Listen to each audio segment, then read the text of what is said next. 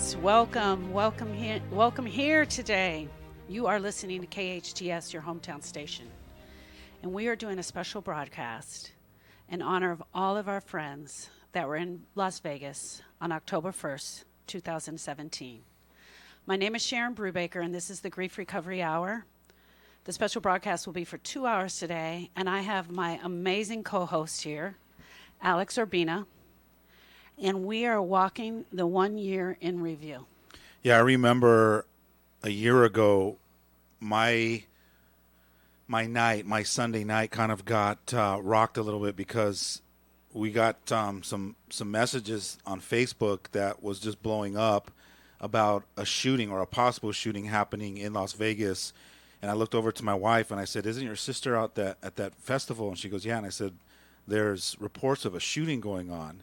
And we immediately turned it on to some of the bigger newscasts shows, and they had people on some of the corners of the streets, and you can hear gunfire in the background with people running. Yeah. And immediately our hearts dropped, and we kind of froze for a second or two, and then we kicked into the best thing we can do now is just make phone calls to see if we can locate all 6 of our family members, and then the next 24 hours was just trying to make sure they were all safe and everybody was okay. And then we got together and said, let's create a show and let's get some of these people on the radio. And we had this amazing gentleman come last year and share his story, and what a story it was. Absolutely. And all of the stories were so heart-wrenching. And we, as a community, we grabbed each other and we held on, right? And we literally have been holding on for a year. So Ray Avalos is with us today. You were, I think, our first or second guest last year. I think, yeah, I was that first group that you guys had. Yeah. I was with Aaron Aquaviva. We were together. And it was so awesome to hear your story from way back then. So if you could just remind us a little bit, just, as much as you want to share, tell us what the experience was like for you. For me, and we were a part of a group of 8. So it was my sister-in-law, my wife's best friend, Jen, our 2 of our other couples, Aaron Aquaviva, Tony Aquaviva, Jason and Ashley Lozero. We were all together for the event. My wife and I had gone the year before and had an awesome time. So we talked them into coming with us, like, this is the best time of your life. You guys have to come with us. And so we just basically told them, you guys are coming. They didn't really have an option at that point. So we all decided to go, and, we all drove up together, and the actual event, or the 2 days leading up to the event, were just awesome. Like, we were texting friends on Facebook, like sharing all the memories and telling everybody, you guys have to come next year, like as many people we could tell. And so a lot of people were like, yes, we're in next year for sure. And so, and then that night, when we all, changed a lot of people's lives is, Jason Aldean came on, and and was a couple songs into the set, when you first heard the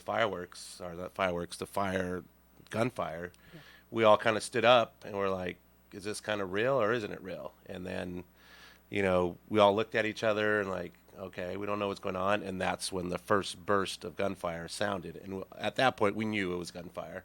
And we all ducked down. Jason threw over one of the tables. My wife and I got behind a couch that they had there.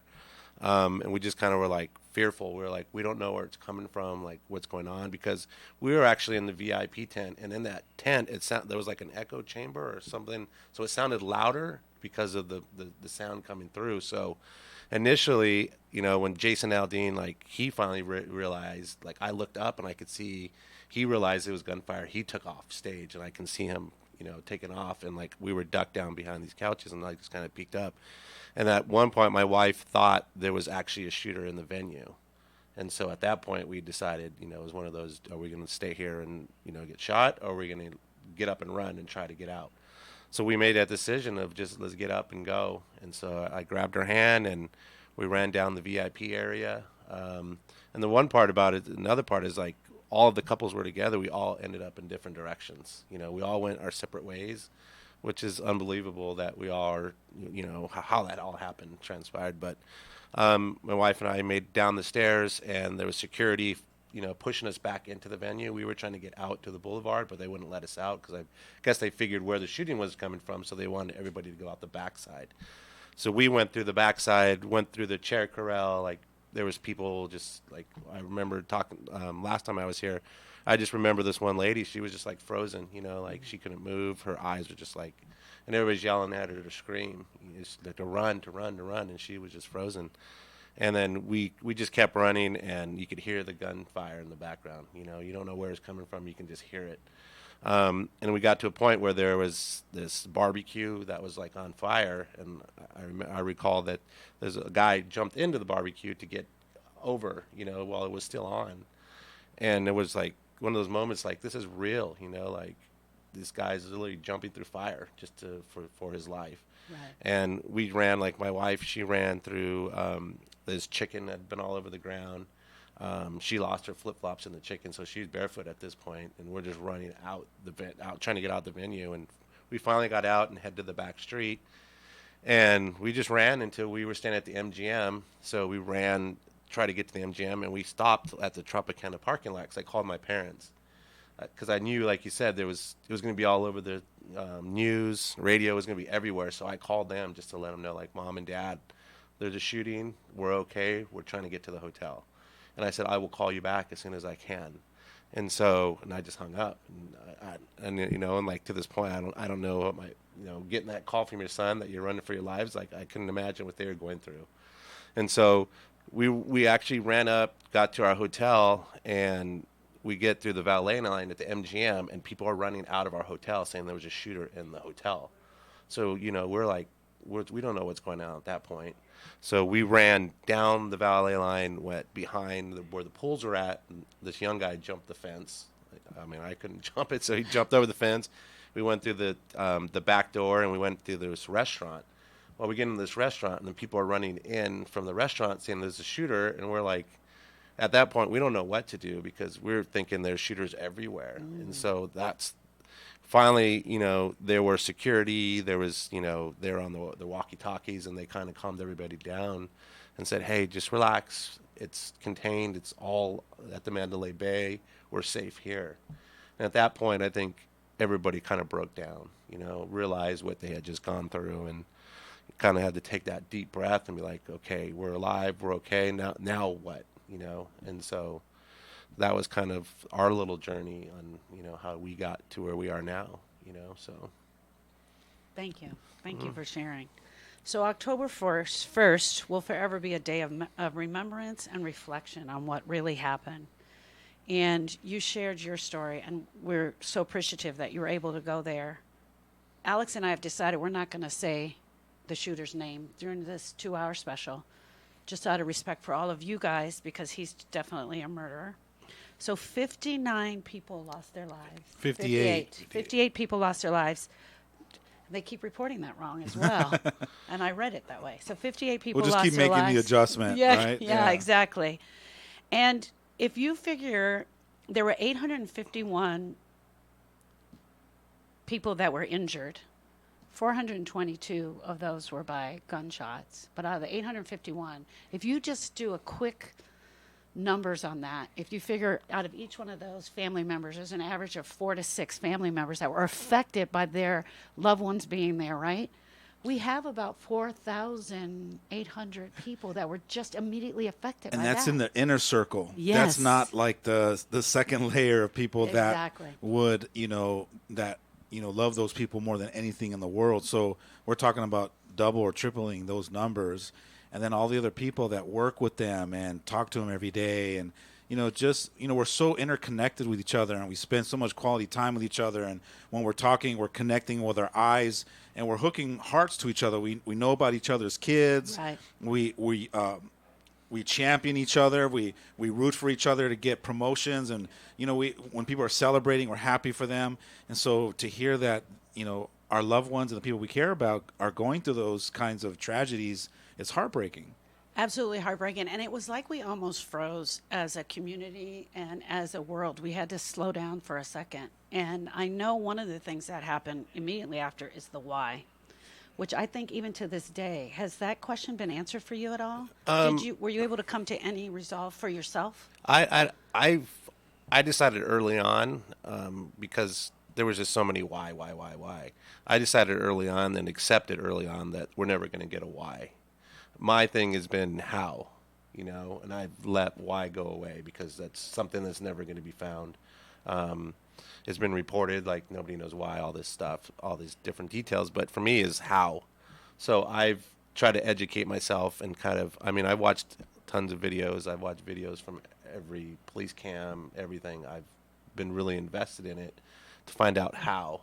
And I think for me, once I know how, then that'll be easier for me to kind of move forward. And wrapped in that how is how it was allowed to happen, where we dropped the ball. How is it that he got to bring in so many guns? How is it that no one noticed what was going on? Is that wrapped in your how for Yeah, you? and another one is like how the number 58 is a high number, but how there wasn't more. Just the sheer volume of bullets that were shot. Like in my mind and my beliefs is I feel like there was something protecting people there. Because 58, it's sad that there were actually 58, but when you look at all the numbers, and the rounds and the people that were injured, like it should have been hundreds of people, Right. when I think about it. So that really resonates in my mind of like how only, and how lucky we truly are, and I even feel bad saying lucky because there's people that lost family members that weren't that lucky, and so Right. that kind of affects me a little bit. Absolutely. I want to take you back a little bit. You got back the day after the shooting? Yes, we were in the hotels. Everybody was on lockdown. We got out about 4 o'clock. They finally opened up the valet because we were staying at MGM, and so we got in the car immediately, called our friends, and we headed home. And then at some point you got home and you were welcome here with open arms. And there were a lot of events. You were on our radio show. People were, I'm assuming, bringing meals by, hugging you, loving you, sending you text. How was that experience? The day that we got back was interesting because my son plays on a travel baseball team, and we had practice that night, and so we were like debating like should we go or shouldn't we go, and so we were like we should go, be around friends and family, and so we decided we took our son to the practice, and everybody welcomed us, and they were like, "Are you guys okay?" And let us know if you need anything, and everybody from the Santa Clarita Valley was like that, because there were thousands of people or hundreds of people from Santa Clarita. Like I grew up out here. I went to high school at Canyon. My mom was the first graduating class from Canyon High School. So like my family's been here forever. And everybody that was at I ran into so many people at that concert that were from Santa Clarita. So it's like we got to relate to a lot of people. So just having that community was amazing, and we had that vigil at Santa Clarita at the church. We all went to that and experienced that, and it was good to see everybody and to make sure like everybody was okay. And even to this day, we have people reaching out to us and just with today being the day, asking us how we're doing. And that's going to be my next question. So at some point, did that slow down and did you still need it?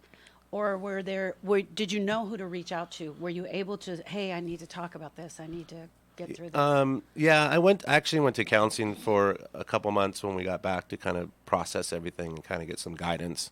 But I have a good friend who's in the military, and I have a cousin that's in the Navy, and they were two I reached out to. One of the things my friend told me was like that helped me a lot was like, Ray, you were put into a situation that you're not trained for. Gunfire. He's like, us in the military, we are trained for that. He's like, and he struggled with what he had to go through in the military. He's like, you're doing the right steps. You need to talk it over, get whatever help you need, and move forward that way. And just his thoughts of knowing that, okay, he's done, been in the military. I don't know. I didn't ask him if he's done, shooting and stuff like that. But to hear it from like a military person, say, hey, we were trained for that. You're not trained for that. Everything's gonna be okay. Kind of really helped me out a lot. That's amazing. That's really cool. What were some of the specific things that you did on your, post-traumatic experience to heal yourself?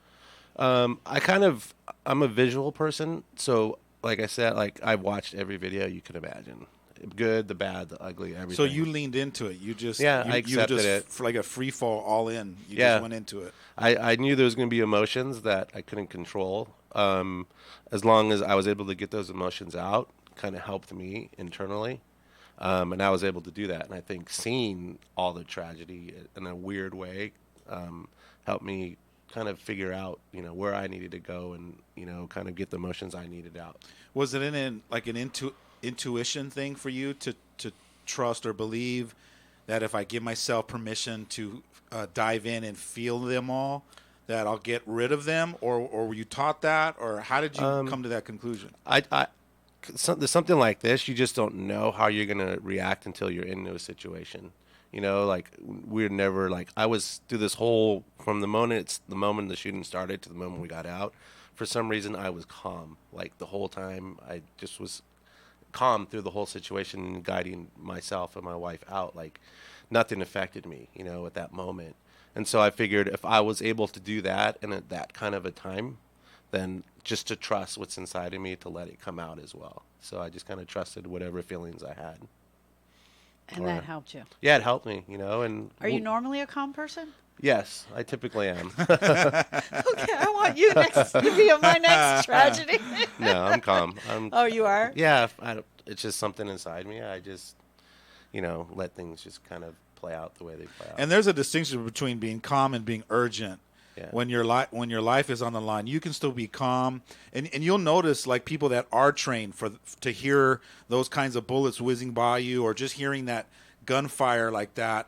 If you've never heard it before, some people freeze, some people freak out, but when you're trained, you can just, I don't know, you get into this zone, and you just get like everything goes really slow, and you're able to kind of just manage your emotions. Yeah. And it seems like you just already kind of have that ability already in you. And that's the best description. Like I got into that zone of like everything just went quiet for me. You could hear screams and stuff like that, but it's everything faint, else real was faint in the background. Yeah. I just stayed calm and quiet and was kind of like figured out what we needed to do, because I knew I had myself and my wife. We have 2 young kids, so we're like, our responsibility is to get home safely. And were you free? You talked about sharing the emotions and letting the emotions out. Were you free to let those emotions out with your family and just really go there? And sometimes it's hard for men. Alex, wouldn't you agree that it's hard for the men to actually go there with the emotions, but that it's a release in a way? Depends on how macho you are. For my kids, when we first saw them, I let my emotions out. I cried when I saw them, and even to this day, even looking at them, you kind of get choked up about it, knowing, because our kids now relate Vegas to shooting. Like we've been back a bunch of times, and they've talked about it. Like, hey, this is where the shooting was. So it's a sad part to think that our kids are 5 and 7 years old that have to think that at such an early age in their lives. Well, it's part of your life now, so it's a pivotal moment that they associate a certain symbol with Las Vegas, and they just keep hearing those words. Yeah, shooting.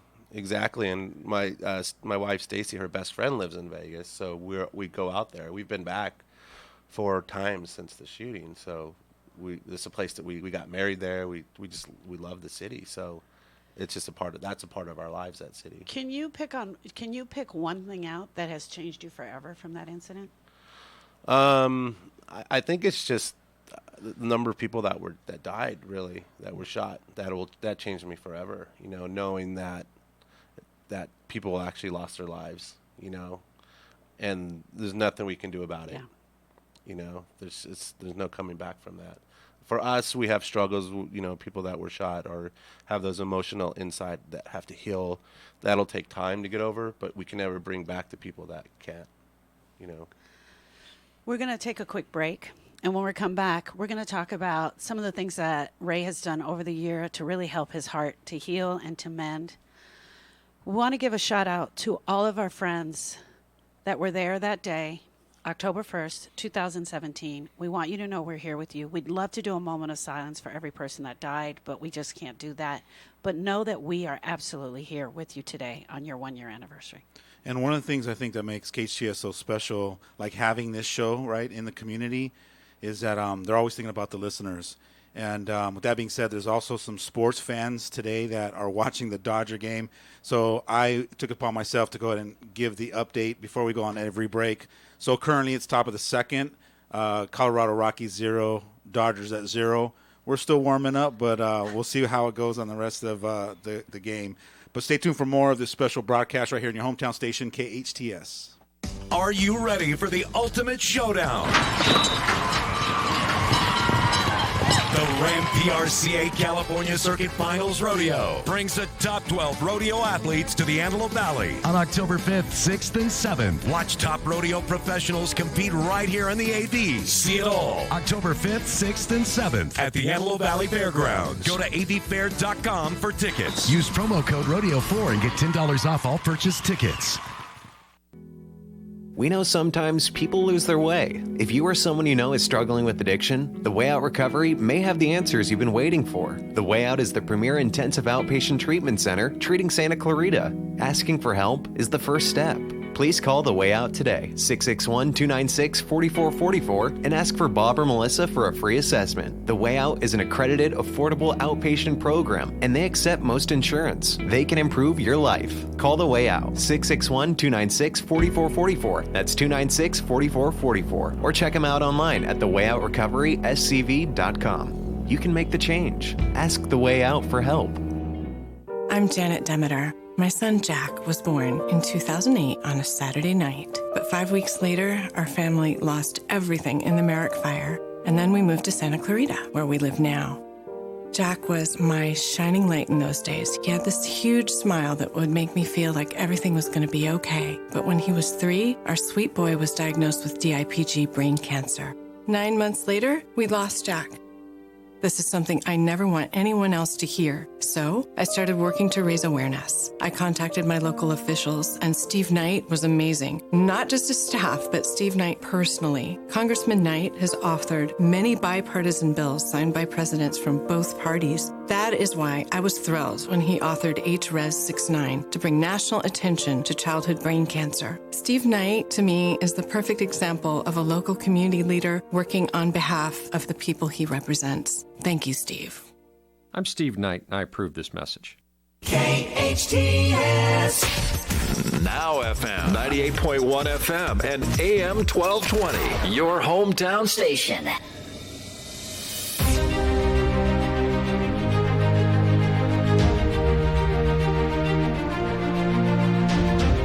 Welcome back, friends. You're right here at KHTS, your hometown station, and you are listening to a special broadcast called Healing from Within. That was the name of our show originally. And we are celebrating the 1-year anniversary of the Las Vegas shooting. And we are celebrating life, love, and all the hearts of everyone that was there. We're also reaching out and letting everyone know that if their heart is still broken, that we are here for them. I am Sharon Brubaker, and this is Alex Urbina. And we have a special guest, Ray Avalos, who is sharing his story. Ray, just before the break, you shared your story of what it was like there, but we want to touch on this last year and how it's been for you. We know for a fact that people that are grieving or having a broken heart can have reduced concentration, a sense of numbness, a roller coaster of emotions. And it seems like you've worked through a lot of that on your own. Even what was innate within you and your gut was to go after it, and that was really beautiful. But I want to have this segment just be about the victories of you. So one of the things you were sharing with us is this amazing tattoo that you got. Share with us, explain to us a little bit about when you decided to get that tattoo and what was all wrapped up in that.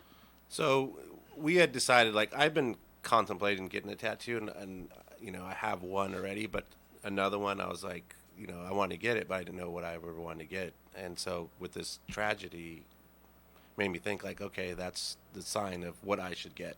So the tattoo I have is the ribbon, the orange ribbon for gun violence. I have a Route 91 logo, which there's a hat that I actually bought. So that's the actual logo from the hat. And then they have the poker chip of the 91. I originally got this on October 29th of last year. My wife and I went together, and we both got tattoos. Hers is a little bit different, has the ribbon and the logo, but then it has a heartbeat. and she also has the date on there in Las Vegas. So we both got it together as kind of a healing process for both of us, and also remembrance of the people that were actually killed and the people that were injured as well, and just for the entire community as together. So I got that, and I actually had a few music notes, drawn in here. And then about three months ago, I got this compass, and the compass is the coordinates for Las Vegas. And I thought, that's kind of a place and remembrance, and I thought it would be a good tribute as well.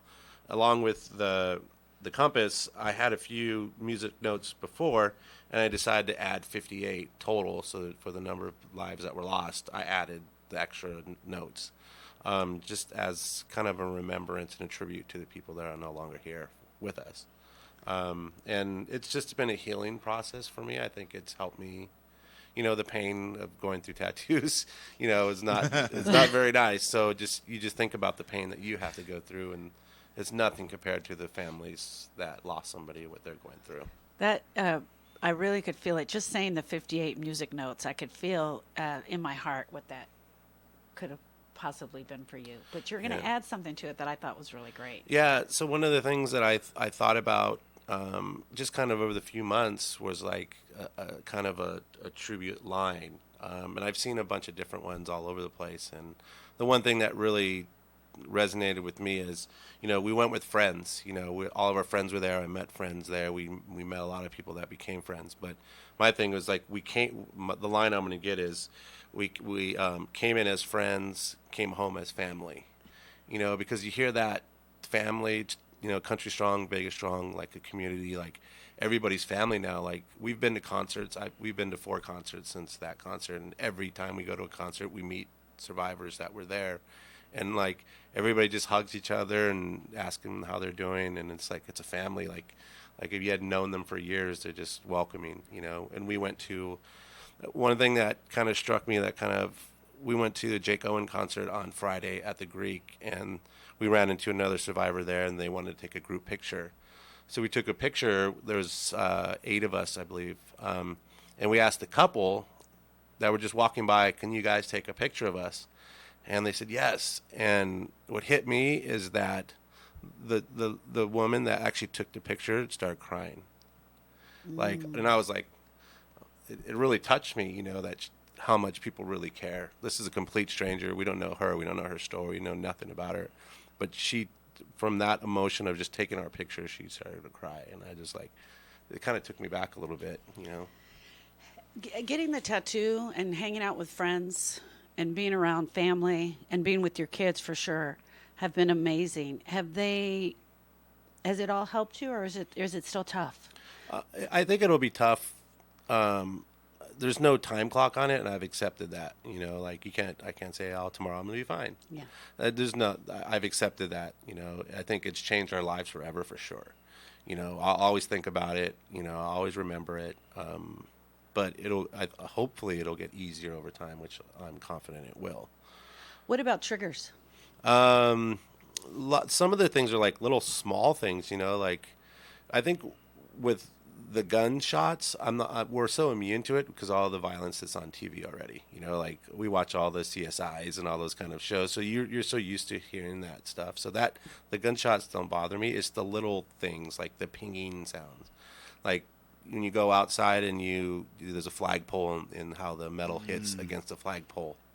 That's one thing. So that pinging noise. Because the ping symbolizes it's close. Yeah, exactly. Not the echo that's far away. Yeah. But when you hear something real, even something that drops right near you, it could probably make you jump. Yeah, right. That and then it took helicopters for some reason because there was a lot of helicopters. That's another thing that kind of makes me look up into the sky when I hear helicopters. But those kind of the 2 things that are kind of like the triggers for me. How is your wife doing? She's battling, like her when we got back, she was, after we were done running and we were in the MGM, like she was so exhausted and out of breath. And her thing was like, I don't ever want to feel that way ever again. So her mission was she joined a kickboxing class, and she's been going to kickboxing like 3-4 times a week, sometimes 5. And she, got into that and lost a bunch of weight, and she's feeling healthy. She's feeling good, and she's happy of, her healing is, come through that, through the kickboxing and meeting family, because she actually met another survivor in the kickboxing class, and so they kind of were there together, which is nice. And so that kind of became a family for her. And I think with this 1 year anniversary, like, it's about a month ago or less than a month, that kind of brought back some of the struggles. And so she's been struggling a little bit, but, we have a great family and great friends, and everybody's reaching out to her and checking on her, make sure she's okay. How are you reassuring your children? How's that going? It's really tough because in today's world at schools, last week my kid had my oldest son talked to us that they had an active shooter training at school. And it's sad that, a kid at 7 years old has to practice for something like that. We're like, well, what are you supposed to do? And he kind of walked us through the situation. And it breaks my heart to think that our children have to live in this world like that, and there's nothing you can do as a parent to protect them. Nothing. No matter what you try to do, it's like once you leave where you're at, there's nothing. You just got to hope people around them will protect them. So it's been tough, they understand, but they don't understand the magnification of it. It's like, oh, it's shooting. Yes, they understand what it is, but like their souls don't understand it as our souls have really been changed. So I've been speaking to a lot of the survivors and trying to get some on the show, letting people know we're here. I went into the Route 91 face page, and a lot of people responded. They wanted to be on the show, and a couple of them backed out at the last minute because it just was so emotional, just bringing it up. But one of the things I shared, I met a beautiful woman last week who was not allowed to come on the show, even though she wanted to, was that have a plan for today. Have a plan for October 1st. Do not go into the anniversary without a plan. And I said, I don't care if you go and buy a cupcake for yourself and you sit and you enjoy that cupcake, but have a plan and celebrate yourself and your survival. It's not going to take away the pain, but at least you're not going smack dab right into the day without something to remember by. Yeah, I think a lot of times I'll tell some of my clients, focus on going somewhere rather than just be standing there, because when you're standing there, you can get lost or spin around in a circle, and that circle can end up going down into, Exactly. down. Exactly. And you shared with us earlier that you and a bunch of friends got together last night and did dinner. Yeah, we decided, we're like, what should we do together? We should do something because we haven't been together. So we decided, hey, let's get together and have a little barbecue at our house and just kind of sit around and talk and let the kids play and have a good time. And we actually kind of all regrouped and talked about our events that night, because we all went different directions and we haven't really had the opportunity to sit down in a quiet environment. We actually went out to dinner right after the event, like a few months later, but at least we're at our house. We weren't bothered by anybody. It was just us. And so we got to kind of relive and kind of talk about our experiences, which I think was very helpful for all of us. That's always great when you can be there with somebody else. It's sort of like I tell my clients all the time, it's like cocooning. Like all the people that were there, we all get together and we have to be together. We kind of have to stick together. But what evolves is this amazing butterfly. It's better when we have something going in and we're not just left to with the heart and the pain. Has there been, over this last year, anything that surprised you? I don't know about surprise. I mean, my emotions, I think that's a surprise because, as time goes on, it's like, it's still so fresh and it went by so fast. Like this last year, it's like, oh my gosh, it's been a year already. And it's still in our hearts and we still feel those pain, I think over time that'll go away, but you'll never forget it. No. I will never forget it, and it'll always be a part of who we are, in an unfortunate way. But I think there's been a lot of positives that come out of it. You find out, like how tight our community is, all your friends and all your family, and how they always reach out to you, and makes me want to reach out to more of my friends that I don't get to see very often, because you're here today, you could be gone tomorrow. And you don't want to live in a life where you're like, I wish I would have contacted this person just to see how they're doing, So now I make that extra effort to contact those people that I don't really talk to a lot. So, and even though we're saying a year, it's only been 365 days. It's only been 365 days. And if you figure 30 to 60 of those were just letting the numbness wear off, you really just got into the healing process right now. I know that a lot of times that people tell me after a traumatic experience that the first year is just about survival, but that second year, sometimes it's a little tougher. And I want to reassure you that time is not going to heal this. Absolutely doing the work of what's broken in your heart is what's going to heal it. And allowing those emotions to come is the perfect thing of what you are doing. You are definitely headed in the right direction. So my heart really goes out to you for that. What other things can we leave for our friends that are listening? Some of the things that they can do. One of the things that I was taught was take time out of your day to think about it.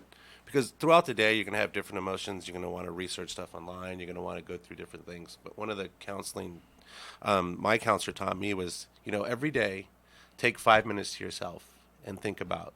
Do your research. Do whatever you need to do to help you. Try not to think about it during the day. Don't do research anything during the day, but take that time to do that. So with our kids, they go to bed early. So luckily for me, I've been able to take that time when they go to bed to kind of think about what I had thought during the day and research whatever I needed to research and read, all the reports, the Las Vegas reports that came out. That had been my time to kind of, all right, spend that 10 minutes each day to kind of help heal yourself. Is it helping? It helps. It does Yeah. help, because throughout your day, you don't know when the trigger is going to come. It Yeah. just comes and you kind of have to just take a deep breath and be like, Yeah. all right, it's gone. I'm okay. I'm here. Then move on and just dedicate some of that time that you had earlier in the day. Be like, okay, I'll handle this later on. Do you do that along with your wife? I do. I don't know how, with my wife, she's more vocal about her struggles. So she, Facebook and all other stuff, she'll kind of talk about it on Facebook and her friends and texting. And so she'll talk about it. She's more vocal than I am for sure. One of the things we have to do for sure is to blow the steam off, and by talking about it and you taking your 5 minutes, that's definitely what you're doing. That's what you're getting out of it, which is amazing. One of the things that I often talk to clients about is the fact that there is no closure. There will never be any closure. We will not forget that. We will never close the door on that, but you can absolutely complete it by reviewing that, like really reviewing what's going on in your heart. And kind of what you're doing in your 5 minutes is really looking at that, doing the inventory of what's really still left unfinished in your heart, which is kind of cool. It's definitely. And I think one of the struggles for everybody is going to be that why, and some people are just not going to be able to get over the why. And I think it's going to be hard for people over time. One of the things that I know for sure as a grief recovery specialist, when I help people come to completion on their loss and their brokenness, the need to have the answer to the why isn't there as much, which I love what you did. You said, the why is not for me, it's the how. And so you kind of switched it up, was a great way to go after your healing process. Yeah. And I guess I figured the more information that I have, the better for me to kind of figure out what had happened. Because like you said, there's no the why. We don't know the why. FBI, the PD, they don't know why. So I'm like, you got all these people that are a lot smarter than I am, looking into every single detail of this man's life.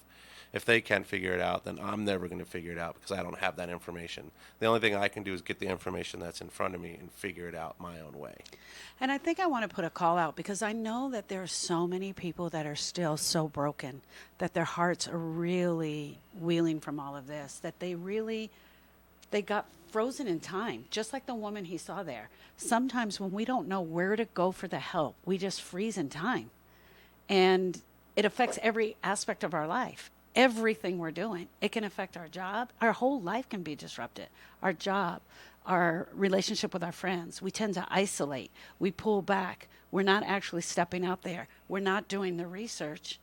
And our lives are changed for forever, even though their lives were changed for forever just from being there. And that there's nothing, they've got to reach out and we need to let them know that we're here and that there is a possibility to recover. Yeah, even if you don't know where to reach out, just use your voice to say to somebody to your left or to your right, hey, I need help and I don't know where to go. And just by waving your flag, your white flag, sometimes people will notice the white flag and go, hey, are you okay? And then just be honest and say, no, I'm not, or I'm not sure. And then that might prompt the person to go, well, how can I help? And if I can't help you directly, I might know somebody. And usually we're 3 degrees separated from somebody that knows someone that can support you in a very powerful way. But I look at it like, sometimes when we're in quicksand and we've tried everything to wiggle our way out and we can't, just reach your hand out and say, hey, somebody please grab me and just pull me out. Because there are people that can support you and grab your hand and pull you out. And the number one thing you can do for someone who's grieving a broken heart or who is still struggling from this event is not to jump in the quicksand with them. Do not jump in the quicksand. Put your hand out and pull. And sometimes that pulling is as simple as just listening. Just listen to them. Pretty much what you and I did today. We allowed Ray to blow off some steam. He did his year in review, but we just listened. We didn't jump in the quicksand. We didn't say, man, we know how you feel. I remember this happened. I remember that happened. We didn't jump in there. Yeah, it's just a loving, vulnerable, compassionate space of quietness and just and every once in a while just an open-ended question. Yeah. And then let them dig down deep and reflect and try to find their own answers. Sometimes when we're talking, and I know both of you guys have experienced that, you're talking, and as you're talking, you're kind of getting some clarity on it, right? Yeah. And so that's what people need, is just to ask questions and just sit there and nod with a smile on your face and let them figure out their own solutions. We're competent and powerful enough to figure out our own answers. Absolutely, 100%. But what happens is when we don't have that safe place to talk, it becomes kind of rough. So you were going to share something. And as long as, for me, it's like you just got to let people know that you're there for them. Yeah. Whenever you need them, you're there for them. And you got to find people that truly want to be there for you. Like for me, if anybody who's listening or needed help or reached out to me, I'd talk to them anytime, just to help them out, because they're not alone. Some people, on the Facebook pages, you can see all the comments from people like, I'm alone. It's like, you're not alone. There's people out there for you. You just have to find them, and those people just have to keep that attitude of, okay, maybe this person's not for me right now, but somebody else is going to be there for me. And I think along with that, not jumping, we're going to get the scores real quick before we head out here, but also that not jumping in the quicksand is just listening. If you can imagine a big giant heart with just 2 ears on the end that don't have lips, they're not talking, we're just listening. People need to listen to and heard with respect when their hearts are broken. Absolutely. For all the Dodgers fans, it's top of the third. It's a scoreless game between the Rockies and the Dodgers. But stay tuned for more with Ray Avalos on the special broadcast right here in your hometown station, KHTS. Do you think taxpayers should pay for politicians' political campaigns? Assembly candidate Christy Smith does. Christy Smith supports raising our taxes. But guess where the money would go? Christy Smith wants to spend as much as $600 million in taxpayer money paying for the annoying mail and TV that politicians bombard us with. Let that sink in. Assembly candidate Christy Smith wants you to pay for political campaigns, even for those politicians you disagree with. Let that sink in. Christy Smith would spend $600 million for politicians instead of better roads or better schools for our kids. Christy Smith is just wrong. Women deserve equal pay for equal work. It's just that simple. That's what's good about Assemblyman Dante Acosta. Dante Acosta voted to require equal pay for equal work. And Dante Acosta voted to let every child attend pre-kindergarten. That's Dante Acosta. Bipartisan, independent, fair. Paid for by Dante Acosta for Assembly 2018. KHTS strives to give the Santa Clarita Valley all the information they need. And when our computers aren't working the way they should, we call Resurgence, your true source for IT. Resurgence provides outstanding customer service while also providing the highest technical ability. They strive to do what is best to improve and protect your business. For more information on Resurgence, call 349-4114 or go to resurgenceit.com. Santa Clarita's hometown station. Now FM, 98.1 FM and AM 1220, your hometown station.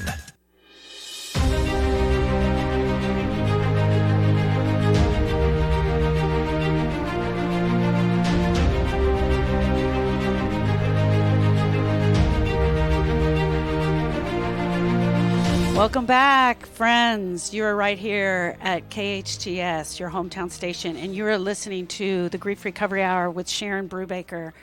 and Alex Urbina, and we are celebrating the 1-year anniversary. And I keep saying celebrating because we're celebrating the love of everyone in the community. We're celebrating everyone who has survived, everyone who has made it through this year. And even though we know that this year has been really tough and some of the nights were unbearable, but we're celebrating that you made it to 365 days. And it's amazing. And we're here for you. Yeah, absolutely. And I think that, at a year, we decide to make certain checkpoints in our life to look back, whether it's 3 months or 6 months or a year. Every once in a while, I think that's probably why we do New Year's Eve, to look back and do a year-end of review and kind of take a moment to stop and go, where am I? And where am I headed? And what was important to me? And what did I learn? And I think it's important to reflect back and take an account of, the blessings and the gifts, as well as the challenges and the mishaps. So with that being said, what if there's a takeaway, if there's a big takeaway for you through that experience and the last year, what would it be?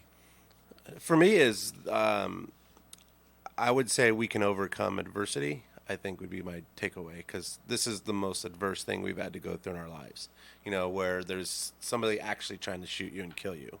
We go through other things in life with school and work and everything that we go through in our day-to-day lives, but to have, knowing that this person had so much hatred for people that he wanted to actually shoot you and kill you, knowing that we were able to get out and survive and kind of move forward in life and still kind of plug along in our everyday lives, we were able to come some adversity at the most, magnified way as possible, and I think that for me has been kind of where I'm taken out of it. And I'm just, through this whole process, I've, my family's had some struggles the last year. I have an aunt right now who's, she has cancer, stage 4 cancer. So we found out a couple months after the shooting, like she was, she had cancer. And so she's been battling for the last year. And so now we know that it's terminal. So I've been dealing with that. And I think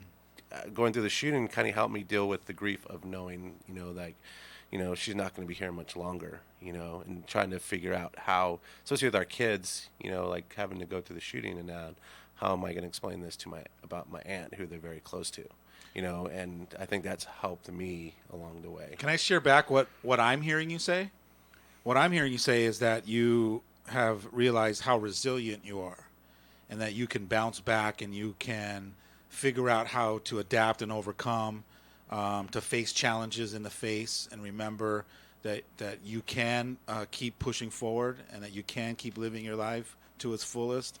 It also, what I'm hearing you say is that you're also realized how to be more present and more aware in your life. I'm sure, when you're with your kids, you're right there in that present moment rather than, mind wandering or maybe even watching the football game when your daughter's sitting there saying, Dad, look what I got. I think it might have just woken you up to the point where you just realize how precious time really is. Yeah, and you don't take things for granted like you used to before, because tomorrow's never promised, no matter what situation you live in. Definitely, that has shown, and that's why I'm involved with my kids. Like my kids play sports, and like I coach, I do everything, and I'm present in that moment, and I love to do it, because growing up, my parents did that for me, and those are the memories you always remember, your dad coaching you and all that stuff. So I try to stay present and be in their lives, and let them know that, hey, we're here for them.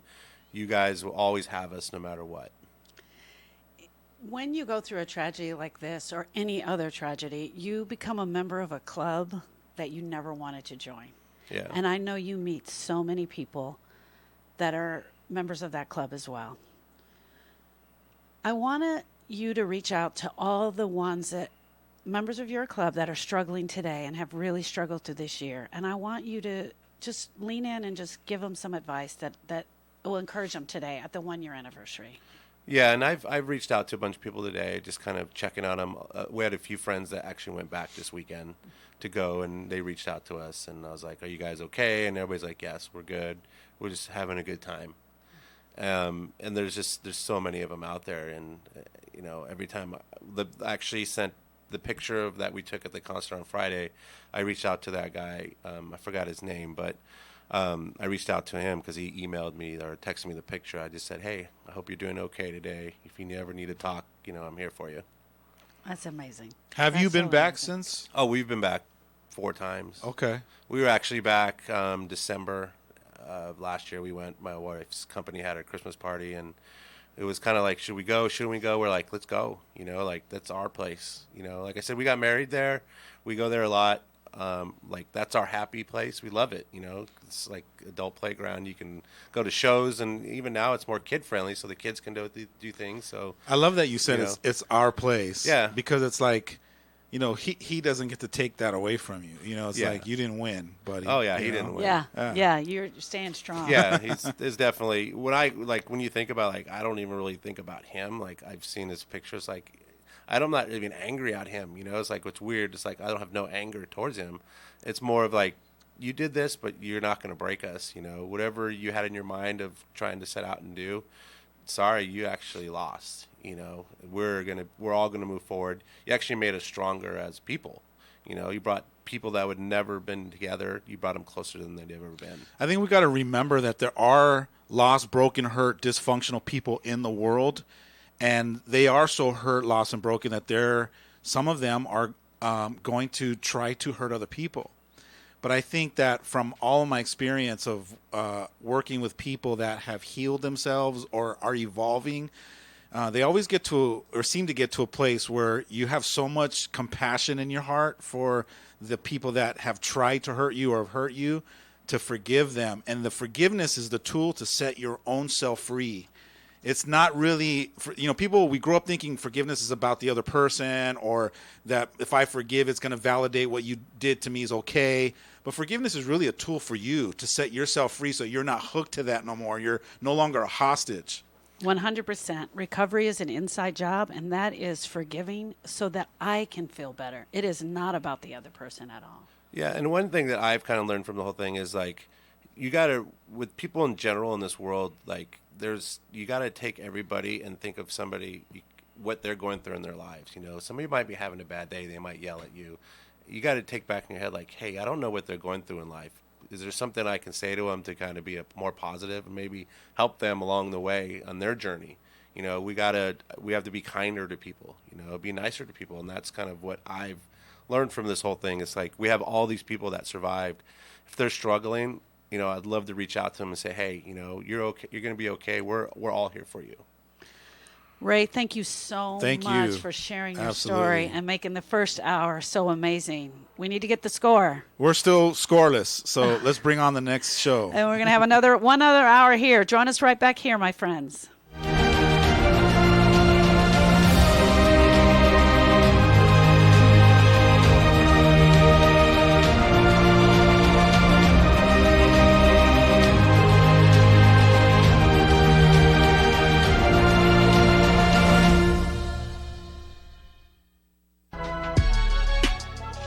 Do you ever listen, but you're not really paying attention? Sort of like what you're doing to me right now. This is Alex Urbina, your advanced life coach specialist. One of the most frequent questions I hear is, what is a life coach? Well, tune in every Friday at noon to learn the value of having a coach and listen to a live coaching session on the radio. Right here on your hometown station, KHTS. Time for a car wash, but fearful of the scratches that go along with it? Canny Car Wash and Valencia Car Wash proudly use 100% lamb's cloth to prevent scratches and provide the best wash possible. Both locations use environmentally friendly solutions to wash and wax your vehicle, and they both accept all other car wash coupons. Give your vehicle the wash it deserves. Visit Canny Car Wash on Soledad across from Edwards Cinema, or Valencia Car Wash on Creekside Road behind Target. KHTS AM 1220 and 98.1 FM Santa Clarita. It's 2 o'clock. Time for national news on KHTS. Senate debate. New trade deal. I'm Mike Moss. The full Senate has begun consideration about whether to confirm Supreme Court nominee Brett Kavanaugh, despite an ongoing FBI investigation into sexual assault charges against the nominee. Senate Majority Leader Mitch McConnell says a vote will be held this week. If you listen carefully, Mr. President, you can practically hear the sounds of the Democrats moving the goalposts. Let me make a small prediction. Soon enough, the goalposts will be on the move once again. Democratic Senator Chuck Schumer. Character matters deeply. Anyone who watched the Judiciary Committee hearing on Thursday should have serious, if not disqualifying, doubts about Judge Kavanaugh's credibility and independence, qualities we should expect in any Supreme Court justice. The White House said today there are no limits on who the FBI can question as part of its Kavanaugh investigation. The president is heralding a new trade deal between the U.S., Mexico, and Canada. It's a privilege for them to do business with us. And I'm not talking about Mexico. I'm talking about everybody. Everybody. It's a privilege for China to do business with us. It's a privilege for the European Union, who has treated us very badly, but that's coming along. Las Vegas Sheriff Joe Lombardo was among those marking today's one-year anniversary of a mass shooting that killed 58. There are two choices, to give up or lift others up. We chose the latter. This morning should also be a reminder of ourselves to strengthen our commitment to never let this happen again and always stay vigilant. The Milwaukee Brewers have won the National League Central Division with a 3-1 win today in a tiebreaker game against the St. Louis Cardinals. On Wall Street, the Dow closed up 192 points. I'm Mike Moss. Do you have 3 ex-wives and your current trophy wife wants a life insurance policy 3 times the size of the policies you had to purchase for your previous mistakes? If so, you need to call Big Lou at Term Provider, 800-555-1509. Big Lou is intimately familiar with your problems, and if you're 50 or 60 years old and in reasonably good health, a $1 million policy should only cost about $100 to $200 per month. Big Lou may have a solution for your previous policies as well. You may even save enough money to lighten the load on your new $1 million policy. Remember, call Big Lou. He's like you, except he's only on number 2. Call Term Provider at 800-555-1509. That's 800-555-1509. For $1 million in term life insurance that you can live with. Call Big Lou at 800-555-1509. 800-555-1509. Thanks for listening to KHTS AM 1220, Canyon Country, California, and the new K260 CO 98.1 FM, Santa Clarita, California. Do you think taxpayers should pay for politicians' political campaigns? Assembly candidate Christy Smith does. Christy Smith supports raising our taxes. But guess where the money would go? Christy Smith wants to spend as much as $600 million in taxpayer money paying for the annoying mail-in TV that politicians bombard us with. Let that sink in. Assembly candidate Christy Smith wants you to pay for political campaigns, even for those politicians you disagree with. Let that sink in. Christy Smith would spend $600 million for politicians instead of better roads or better schools for our kids. Christy Smith is just wrong. Women deserve equal pay for equal work. It's just that simple. That's what's good about Assemblyman Dante Acosta. Dante Acosta voted to require equal pay for equal work. And Dante Acosta voted to let every child attend pre-kindergarten. That's Dante Acosta. Bipartisan, independent, fair. Paid for by Dante Acosta for Assembly 2018. Are you ready for some football? Consumers Furniture is. Come on in and check out our huge selection of Power Motion furniture. We have the largest selection of reclining sectionals, sofas, love seats, and recliners in the Santa Clarita Valley. Fabric or leather, Consumers has the right piece at the right price to make your home ready for all the big games. Need it for this Saturday or Sunday? No problem. Consumers has same-day or next-day delivery on most of our items. Consumers Furniture is located in the Center Point Shopping Center right below Sam's Club and Walmart. I've always been driven to serve our country and our community. Congressman Steve Knight. I served in the United States Army and spent 18 years as an officer with the Los Angeles Police Department. I ran for Congress because too often I saw people forgotten by Washington. The crisis at the VA exemplified a bureaucracy that was out of touch and hurting real people. As your congressman, I'm committed to making our government in Washington work better for you. My name is David Brayton. I am an Air Force veteran. 10 years ago, my doctors told me that I had to have a double lung transplant. It was a massive uphill battle to get the VA to do what they said they were going to do in the first place. Finally, Steve Knight got involved, and if it wasn't for Steve Knight's assistance in this thing, I guarantee you I'd be dead. Steve Knight is a veteran, and he's LAPD on top of it. I'm voting for Steve Knight because he gets stuff done for us. I'm Steve Knight, and I approve this message. Hey there, I'm Tori with your hometown station weather. Mostly sunny today, looking at a high of 92. Big cool down tomorrow. Tuesday, a high of 81. And then rain is expected Tuesday night in through Wednesday with a high of 70 degrees. Today, KHTS remembers 58 lives that were lost in Vegas last year. KHTS also remembers those who were injured and families who were affected by this tragedy. For more on this, go to hometownstation.com.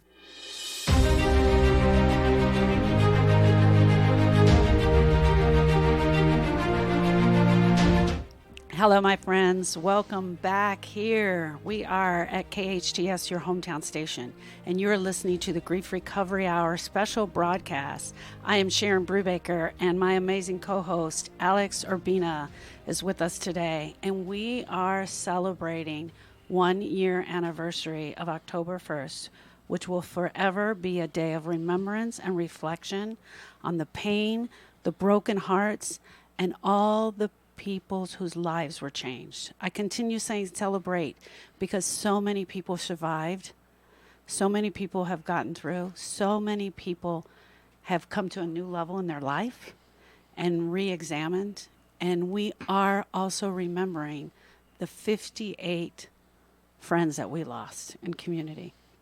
Yeah, absolutely. I think, that day for me, I'll always remember that night when the text messages started going off and we started getting all the social media blasts about what happened. And, just that initial feeling of, oh my God, is this really happening? And then verifying it through the news was traumatic. Even just not even being there, but knowing your loved ones are there and being on the phone, trying to figure out where they're at. It was traumatic, I think, for millions of people. Absolutely. Absolutely.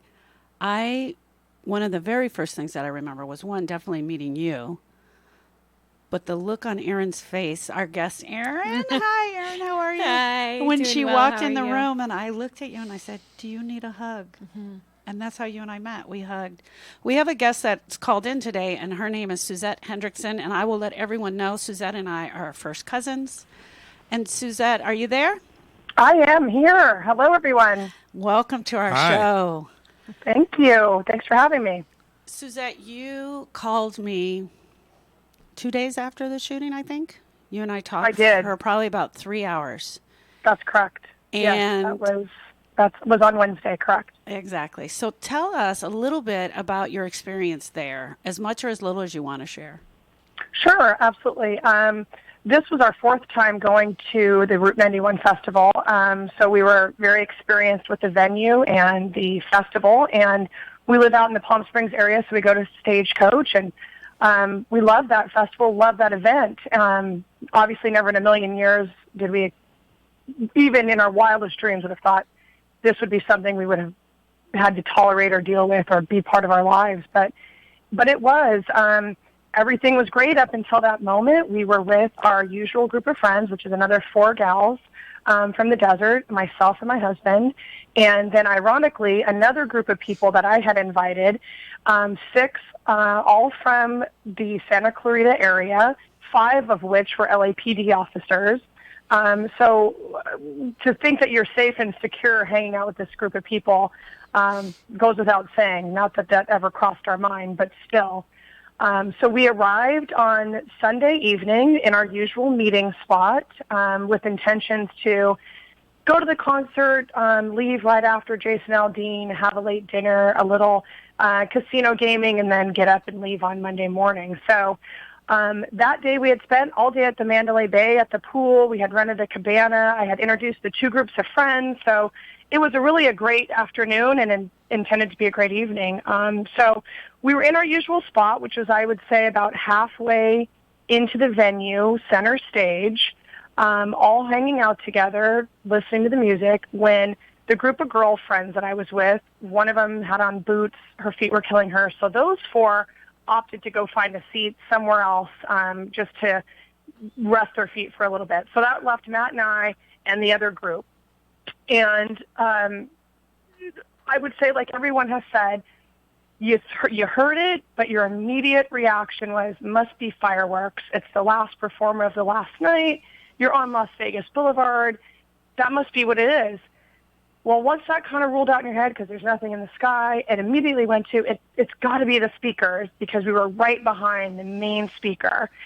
And once, you process that, and again, I'm talking maybe 20 seconds of all this negotiating in your mind, then immediately, and kudos to all the production managers and the stage managers to have enough sense to shut the whole show down, turn it black, complete silence, except for now the crowd is running toward us, and all I hear is fire.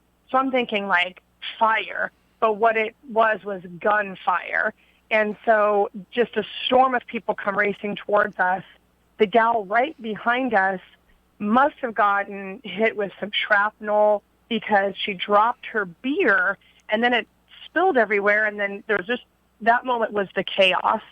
And I just remember Matt grabbing my hand, that's my husband, and we just kind of hit the deck. But I guess at that point he then realized we just made ourselves a much longer target than a standing target. So that was uncomfortable. So went for the next bit of safety, which the closest thing we could find was a venue booth like they have at many festivals with pipe and drape.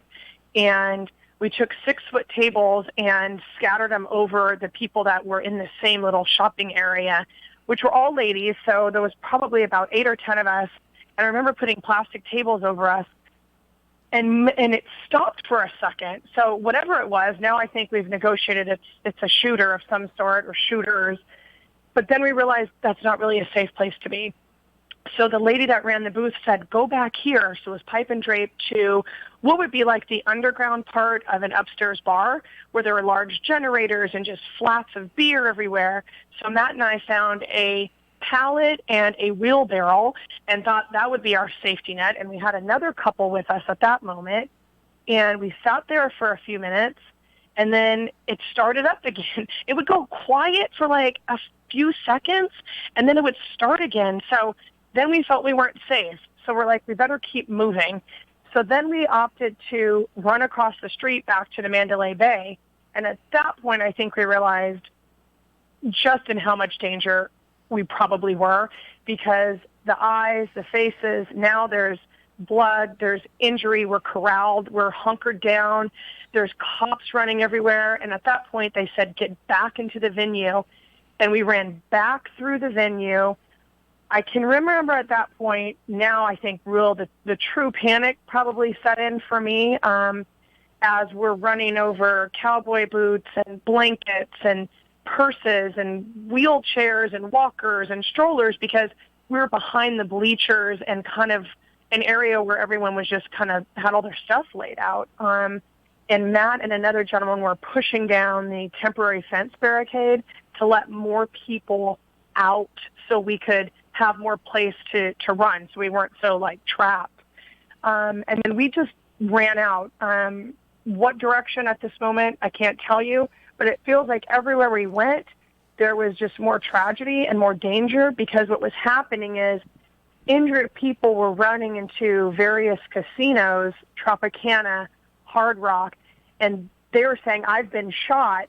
So that made the people in those casinos think that there was a shooter in that casino, which they had no idea what was going on with Route 91. So every time we went to go somewhere, they're like, they're in there, don't go in there. So we ended up on the corner of McCarran Boulevard at the airport at a Motel 6. And no one in there knew anything that was going on except for this glob of people that kind of arrived. And they did have a temporary setup with a couple fire trucks and ambulance and some other emergency vehicles. But people were just racing vehicles and personal trucks and running and blood and scary. That really was the defining moment that this was something beyond what any of us had expected. Yeah, absolutely. Correct, So correct. real. Yeah. As you're telling your story, Erin is sitting here shaking her head. It's like she's reliving your whole moment with her. I'm going to interject real quick, Suzette, and I'm going to ask Erin, this is sounding familiar to you? Yes, so much of this is sounding familiar to me. The piece where the shooting would stop and start back up again. It's like you wanted to feel like it was over. Correct. And then it would start back up again, and then you'd feel like you need to run. And so that really hit home with me. And then the other piece was, where do we go? You know, we didn't feel safe anywhere. We were making just our best decision at the time without really knowing and having any certainty. So I feel like I was hearing that from Suzette too. Like, do we go into this hotel room? No, there's a shooter in there. We were hearing all these, there's a shooter in, the Tropicana. There's a shooter in the MGM. Where do we go? Where are we safe? Mm-hmm. How do we get away? Suzette, I have a question for you. When, obviously as you share the story, like I'm in my head, I'm thinking to myself, how does one person, or how do, hundreds of people, thousands of people go through that kind of trauma and never feel like you're getting out of it? It's almost like you're running into multiple scary situations, and the adrenaline and the fear has to be just running rampant. How has this changed you as a human being? Oh, my goodness. You said it. I mean, that adrenaline is like no other, and that trying to find safety and security in those moments, which, maybe were 12 minutes, but felt like, 12 days, of trying to figure this out, negotiate in your mind. I think the couple of home runs for me were I had my husband with me, which was unlike all the other 4 girls that I was with. They all have them, but they weren't at the concert. So we had each other. I had already called Keith, which is Sharon's brother, who is LAPD detective officer. He was my first phone call. Literally, I'm running while guns are being fired, and I'm calling him as if he's going to, send me someone to help me, but I didn't know what else to do. Mm-hmm. And I think talking through him, having that, and then having a plan to get to safety, which also involved the other LAPD officers, which took us another 3 miles off the strip and get picked up. And at that moment, that adrenaline for that moment at least came down. And then as you ask, how do you move forward from that? It's been a lot of therapy, a lot of group therapy with Sharon, with a local family therapist in group, dealing with what I now know to be PTSD, or parts of it. And not to really love something from my other past, but I was also in New York at the New York Marquee on 9/11. So I hate to say this, but I've been through this twice. So all that feeling of trying to escape and find safety and trying to deal with that after was relived, but in a weird way, I was more prepared than anyone else that I was with, having lived through that as well. I want to ask you both the question, Erin first and then you. I want to know just quickly, what have been your major triggers over this last year? What have been the things that have really set you off? Or what's been the hardest part to get over, kind of? So I only really remember one major trigger, and there was like a domestic dispute outside of my house. And I almost remember that fear more than I can remember the fear of the Las Vegas shooting. So like that feeling, and I know it was just mimicking the feeling that I had in Las Vegas. So maybe it was helping me to be complete with it. I mean, I have no idea. But so there was that one main trigger. I hear gunshots from my house all the time.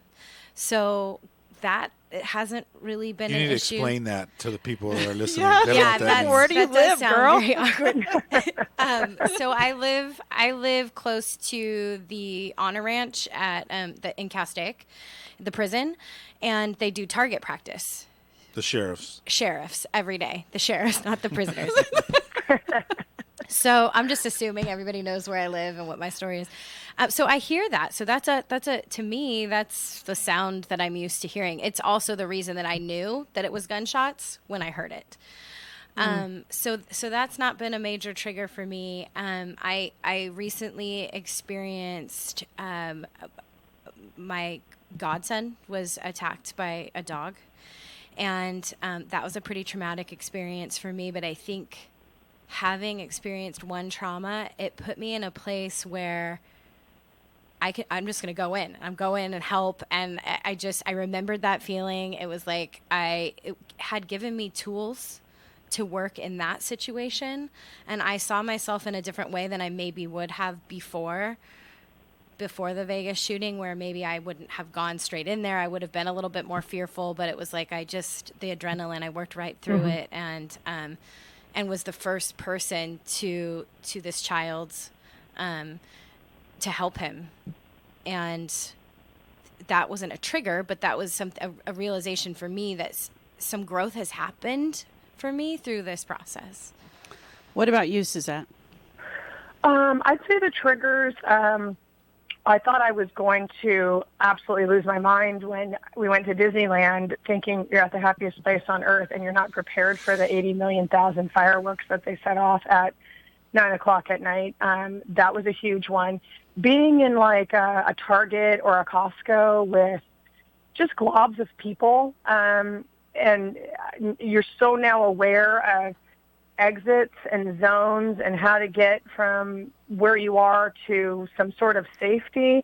It could be a little kid banging on, something metal or something tin sounding, or being in a quiet room and all of a sudden have a noise or a pop of a balloon.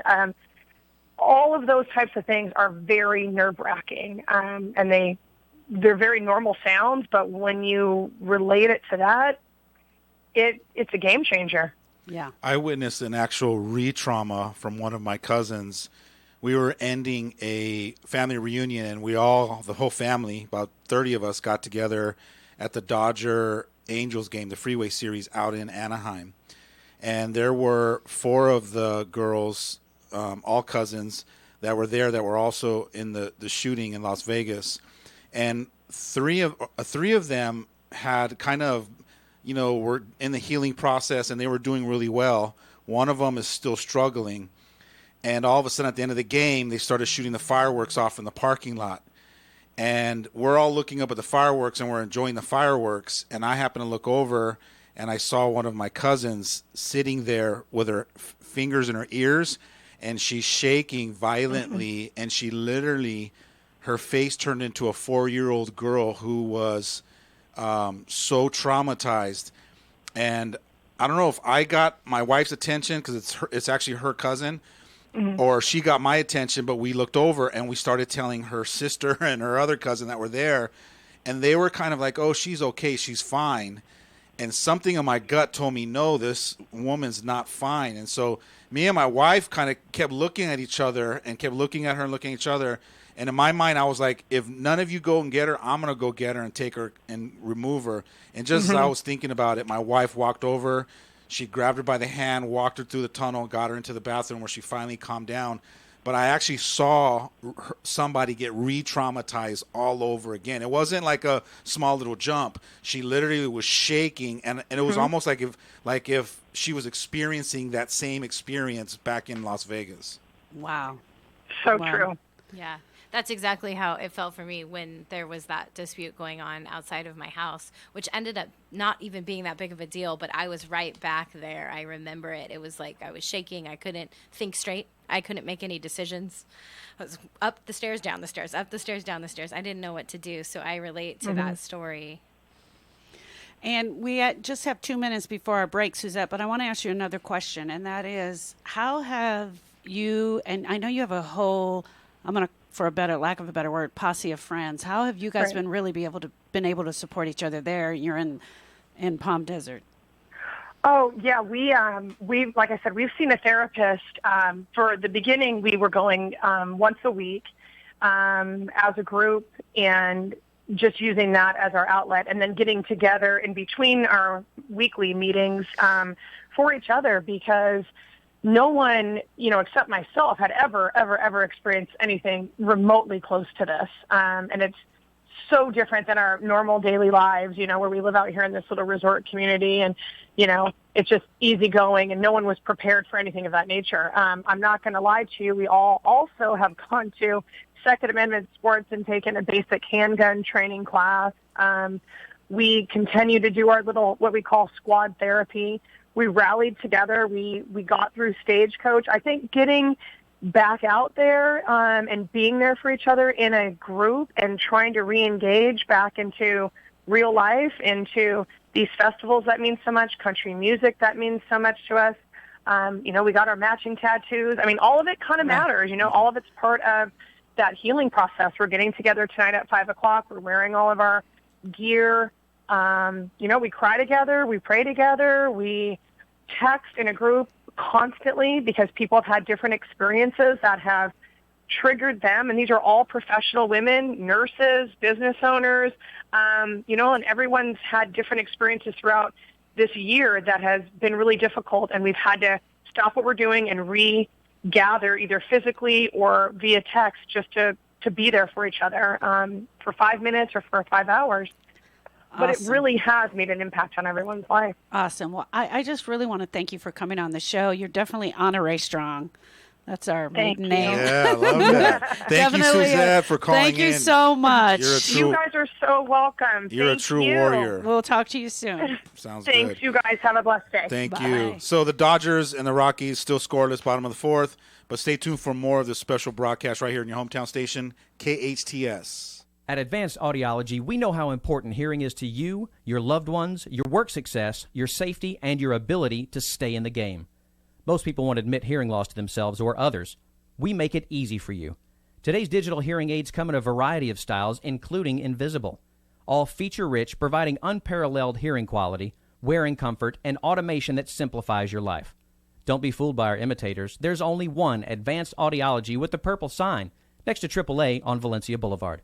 You want to quit smoking, but you just can't get over the challenge. Tobacco Plus has the solution. Visit their unique shop in Canyon Country and test out Nick Max for free. If you like it, Tobacco Plus has the guaranteed lowest prices in our valley. Cigars, pipes, smoking accessories, and a variety of unique vape products. It's all at Tobacco Plus with the lowest prices and now accepting all store coupons. Visit us today to redeem your $3 coupon off any carton. Tobacco Plus on Soledad behind Carl's Jr. Hey guys, this is Cardinellis, host of Problem Solver Politics. Are you the kind of person that demands to know the facts and truth behind politics instead of just hearing the same old rehearsed talking points? If so, then I got the show for you. Problem Solver Politics is an independent political talk show that interviews expert guests on real issues, both local and national. Our show holds Republican and Democrats' feet to the fire and puts problem solving before party politics. Trigger warning, this is bare knuckle boxing on air, so snowflakes need not apply. Join us Sundays at 7 p.m. Santa Clarita's hometown station.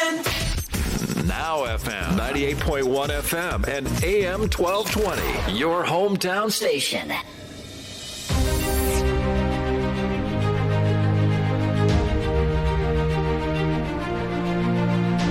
Welcome back, my friends. You are right here at KHTS, your hometown station, and I am Sharon Brubaker. My co-host today is Alex Urbina, and you are listening to the Grief Recovery Hour special broadcast, Remembering Las Vegas.